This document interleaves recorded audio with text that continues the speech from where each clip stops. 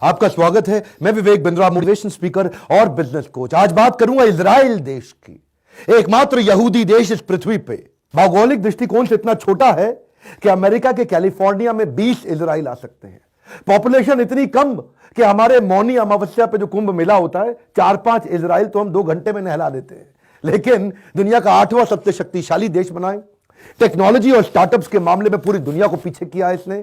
छोटी आबादी के अंदर इतनी ताकत, और ऐसा देखिए देश है, आप उससे लड़ाई नहीं कर सकते इजराइल से। अगर इजराइल का कोई शत्रु है, एक तो बचेगा नहीं वो जिंदा, उसको उखाड़ के खत्म कर देगा, नेस्त तो नाबूद तबाह कर देगा। इजराइल का ये एक नीति है। उसकी क्या नीति है? अगर आप मेरे दुश्मन और आपने मेरे एक नागरिक को मारा, आपके देश में घुस के 10 को मारूंगा, जो कर सकते हो कर लेना। इजराइल को दुनिया में सबसे ज्यादा सुरक्षित देश माना जाता है। इसकी सुरक्षा के पीछे कारण क्या है? इनकी खुफिया एजेंसी है मोसाद। मोसाद ऐसी खतरनाक इनकी एजेंसी है, पूरी दुनिया डरती है इनकी इंटेलिजेंस से। जो उनकी इंटेलिजेंस एजेंसी, अगर आप उंगली तो उठा दो उनके ऊपर।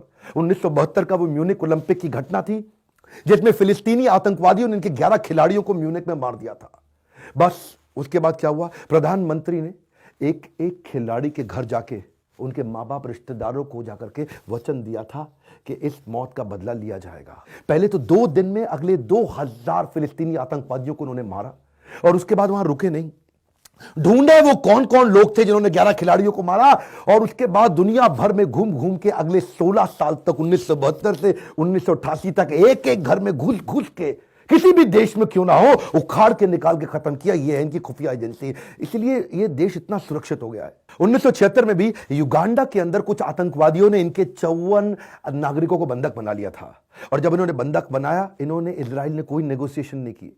ये चुप रहे, चुपचाप जाकर के युगांडा देश में घुसे, और घुस करके अपने सारे नागरिकों को रातों रात छुड़ा के बाहर निकाल के ले आए। ये जो इनकी एजेंसी है, बेसिकली क्या करते हैं, इनके 85 लाख पॉपुलेशन वाले देश में 35 लाख लोग तो आर्मी के अंदर है। इनके देश में हर आदमी को, हर औरत को आर्मी की ट्रेनिंग लेनी जरूरी है, 3 साल की कम से कम। औरत होगी तो 2 साल, आदमी होगा तो 3 साल आर्मी की ट्रेनिंग लेनी है। यहां की औरतें भी जेब में हर जगह अपने पास बंदूकें, अपने पास सारे हथियार लेके चलते हैं। एक्चुअली अगर आप पीछे जाए ना, सेकेंड वर्ल्ड वॉर के दौरान नाजी गवर्नमेंट हिटलर ने 60 लाख यहूदियों को, 6 मिलियन यहूदियों को जान से मार दिया था। गैस की पाइपलाइन में जिंदा जला के खत्म करके मार दिया था। और वहीं उन यहूदियों ने उसके बाद में अपने अलग देश की डिमांड करी थी, और उसके बाद फिलिस्तीन से ही अलग हुआ था। तो उसी समय से आसपास के सारे मुसलमान देश इसके अगेंस्ट रहा करते थे। और वहीं पे इजराइल को खत्म करने के लिए इजिप्ट और जॉर्डन के बीच में एक समझौता हो गया। समझौता था कि अगर इजराइल द्वारा हमारे मुल्क पे हमला हुआ तो दूसरा मुल्क पहले मुल्क का साथ देगा। वही हुआ। 1967 के जून में इजराइल इजिप्ट की सीमा पर युद्ध शुरू हो गया, और जल्दी ये सारे अरब मुल्कों तक फैल गया। इसमें केवल अब इजिप्ट और जॉर्डन नहीं रह गए थे इजराइल के खिलाफ। इन्होंने Iraq, Kuwait, Syria, Saudi Arabia, Sudan, Algeria, सारे देशों को साथ में लिया। इजराइल को खत्म करने के लिए इन्होंने जॉर्डन को अपना बेस बनाया।